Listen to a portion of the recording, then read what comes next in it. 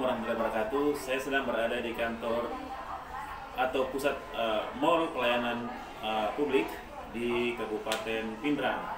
Jadi di ruangan ini adalah salah satu bagian dari mall pelayanan publik itu, MPP Pindrang.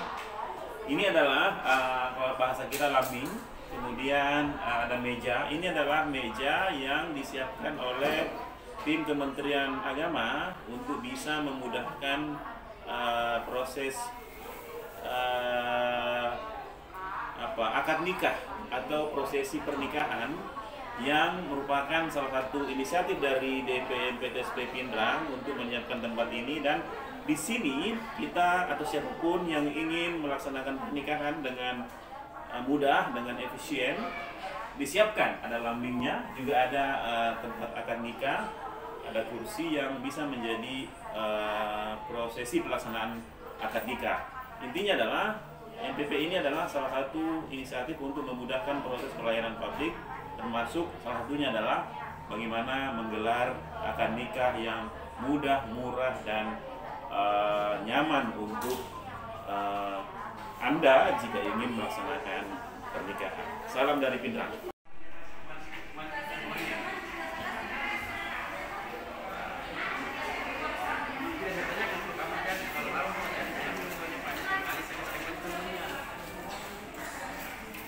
Assalamualaikum warahmatullahi wabarakatuh. Saya Kamarudin Asis dari pelakita.id.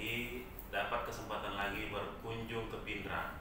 Dan berkunjung ke Pindrang bagi saya adalah kesempatan untuk memetik hikmah, memetik inspirasi bagaimana kabupaten ini betul-betul jauh melangkah dalam hal pengembangan inovasi atau mendorong potensi daerah menjadi sumber pendapatan untuk Kabupaten Pindrang ini. Nah, saya sudah bersama Ibu Kadis. Ibu Kadis, izin ini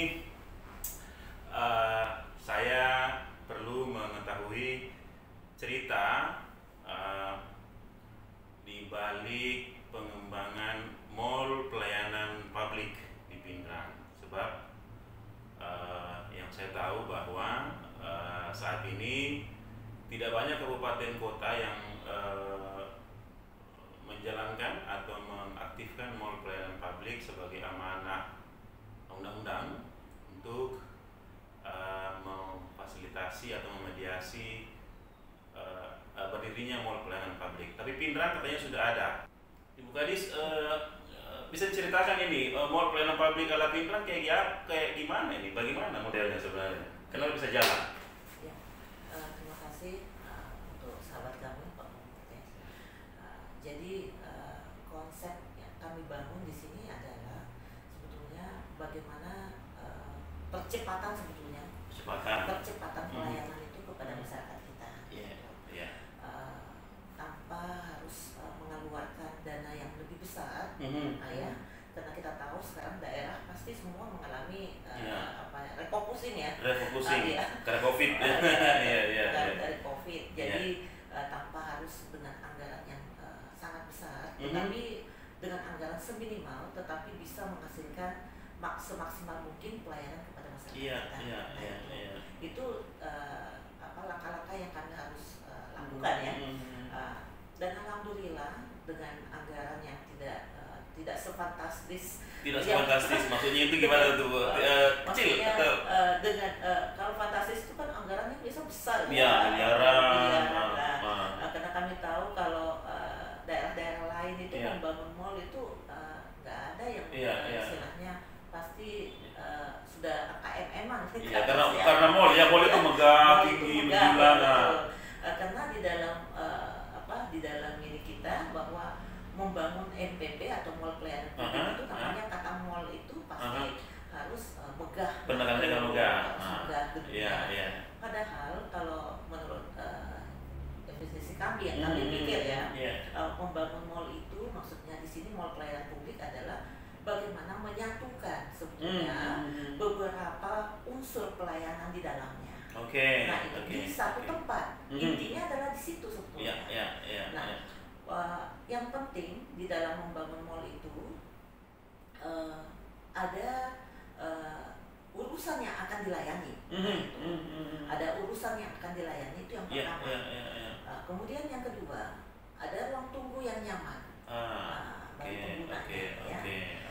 kemudian yang ketiga, ada petugas tentunya, petugas pelayanan. Yang keempat, ada sistem yang kita buat di dalamnya untuk memudahkan. Mungkin di situ ada antriannya, kemudian ada fasilitas-fasilitas yang lain. Nah, dengan anggaran yang seminimal mungkin yang kami lakukan di sini, itu tidak lebih dari 400 juta, Pak. Kurang lebih 400 juta. Itu di mana? Yang dibangun mall atau apa nih? Kalau menurut kami ini tetap jadi mall. Tetap mall. Fungsi mallnya ada ya? Fungsi mallnya tetap ada. Karena itu tadi hakikat daripada mall yang kami maksud di sini adalah menyatukan beberapa urusan pelayanan di dalamnya. Nah, itu. Baik itu, kalau mall kami di sini alhamdulillah jumlah yang bergabung itu kurang lebih 27 urusan. 27 urusan bergabung di MPP Pinrang. Ya, tapi lokasinya di mana, Bu? Lokasinya di mana? Mallnya di mana? 27 urusan ini dengan 360 jumlah izin plus administrasi lainnya. 360 izin dan administrasi lain. Pelayanan ya? Iya. Okay. Izin dan administrasi. Oke. Perizinan ya. Kan perizinan di sini kan bukan cuma perizinan yang diurus oleh DPMPTSP. Ada juga semacam ada juga administrasi lainnya.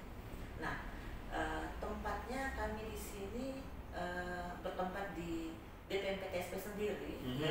Jadi kami merehab gedung kami ini sedemikian upaya supaya dapat ditempati untuk MPP. Nah itu. Ya teman-teman, jadi MPP itu berlokasi bertempat di kantor DPMPTSP Pinrang. Tidak seperti di kabupaten kota lain yang masih menunggu anggaran, menunggu mallnya fisik, kemudian ini Jalan Sukowati. Jalan Sukowati, Kota Pinrang. Nah ini Bu Kadis, jadi ini MPP di kantor dinas ini dibolehkan undang-undang atau peraturannya? Boleh ya? Tidak harus bisa. Nggak mesti. Jadi intinya di sini sesuai dengan Undang-Undang 25 tahun 2009 tentang pelayanan publik. Ini kita kan diharapkan bagaimana mendekatkan pelayanan itu kepada masyarakat. Intinya seperti itu. Jadi cukup dengan datang ke mall MPP Pinrang ini, masyarakat dapat merasakan kemudahan itu dilayani di satu tempat.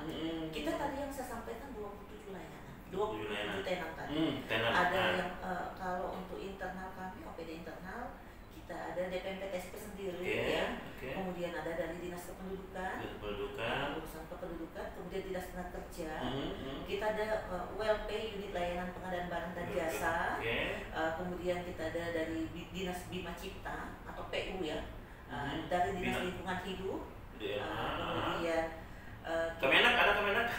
Ya nanti ini internal dulu ya.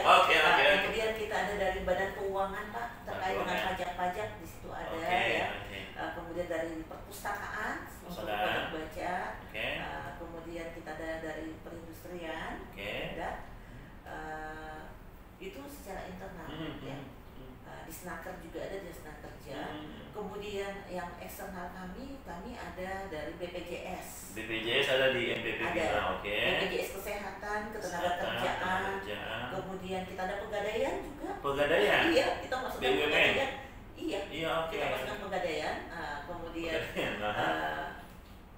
kemudian kita masukkan juga ada dari Kementerian Hukum HAM Pak. Hakinya dengan imigrasinya, paspor. Jadi masyarakat kalau masyarakat Pinrang nggak perlu ke Parah lagi Pak untuk urusan paspor. Cukup mereka ke PTS, ke NPP. Mereka yang ini lebih ini. Paspornya bisa didapat di tangan langsung dari sini. Iya. Wow. Jadi mereka foto di sini, bayarnya pun di sini. Karena mereka di sini ada kantor pos Pak. Kita juga ada kantor pos. Jadi bayarnya di kantor pos. Iya. Kemudian kita ada Kemenak ya tadi. Kemenak di situ kita buat ada bilik nikah juga bagi orang tidak mampu. Ini pemirsa, bilik nikah versi Kemenak ini menarik. Bisa diceritakan Bu, di sini apa ya bilik nikah itu? Nah, bilik nikah ini sebetulnya diperuntukkan bagi masyarakat Pinrang yang khususnya tidak mampu sebetulnya, yang ingin melakukan proses nikah, tetapi tidak memiliki tempat, tidak memiliki dana yang cukup. Nah itu, dan yang penting mereka ada saksi ya, ada saksi yang sudah untuk itu,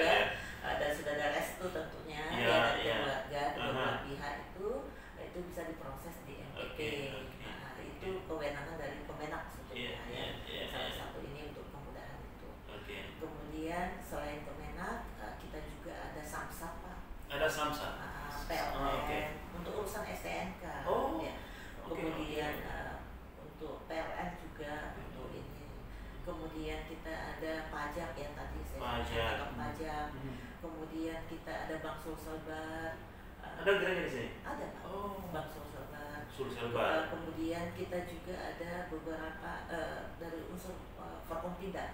Ya, ada seperti misalnya pengadilan negeri, kejaksaan, Polres itu sudah. Mereka menempatkan personil di sini atau? Menempatkan personil. Mereka sudah ada semua. Bahkan pengadilan agama pun hadir di sini. Selain itu kita juga ada tempat pengaduan khusus ya bagi masyarakat. Ada pengaduan khusus. Ya. Dan ini dilengkapi dengan masyarakat yang nunggu pun kita berikan fasilitas kalau mau cek kesehatan. Cek kesehatan. Itu free untuk mereka. Bisa. Bisa. Oke. Saya mau ukur tekanan darah. Itu free untuk bisa mereka. Ya.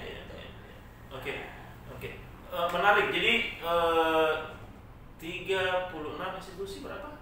27 dan 360 jenis layanan itu menurut saya adalah model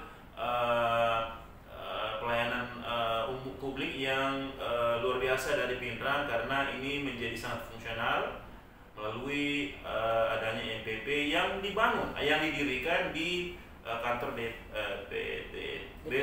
DPMPTSP. Bu Kadis, ini kaitannya dengan penempatan personil. Jadi saya bayangkan kalau ada sekian personil yang datang dari sekian ini, itu untuk kebutuhan hariannya bagaimana? Mereka ada layanan dari sini, misalnya makan siangnya atau apanya, itu gimana pengaturannya itu? Ya, kalau terkait dengan personilnya kan ini sebetulnya kita serahkan ke masing-masing institusi. Institusi masing-masing. Karena mereka pasti dibiayai oleh masing-masing institusi. Itu. Adapun kami di sini ya tentu mereka menyerahkan nama-nama petugas personil yang kami tempatkan di satu SK, SK Bupati. Ada SK-nya. SK Bupatinya yang untuk menguatkan tugas-tugas mereka di MPP.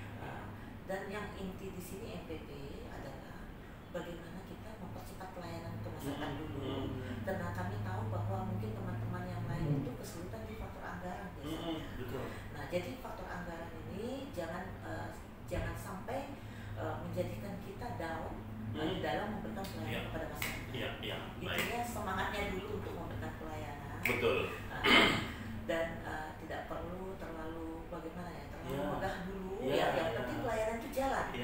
Yang penting pelayanannya yang paling perlu yang dirasakan oleh masyarakat.